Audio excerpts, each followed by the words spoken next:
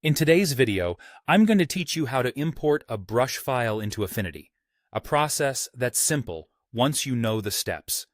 Whether you're working in Affinity Photo, Designer, or another program by Affinity, understanding how to enhance your toolkit with new brushes can make a big difference in your creative projects. Let's begin by navigating to the Brushes panel. You'll typically find this either as a default Workspace tab or within the View menu under Studio. Once you locate the Brushes panel, direct your attention to the menu icon. This is usually represented by three horizontal lines, or what some may call a hamburger icon, and it's situated in the top corner of the panel. Click on this icon to reveal a drop-down menu. Among the options, you'll notice Import Brushes. Select it to proceed with the import process. You're now ready to choose the brush file you wish to bring into your workspace. Supported file formats include Affinity's native .af brushes, as well as .abr files, which are Adobe Photoshop brush collections. This compatibility is quite convenient for those transitioning from Photoshop or looking to expand their existing library with a wide range of design tools. With the formats clarified, browse through your file directories to find your desired brush file. Once located, select the file and click Open.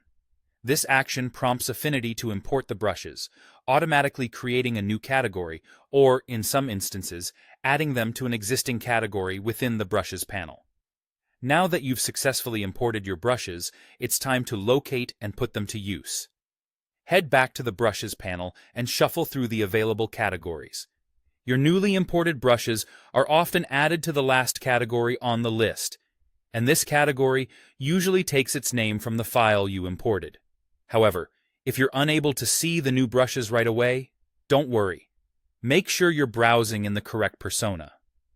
Affinity software often has multiple personas, such as the Pixel and Designer personas, each designed for specific tasks with dedicated tools.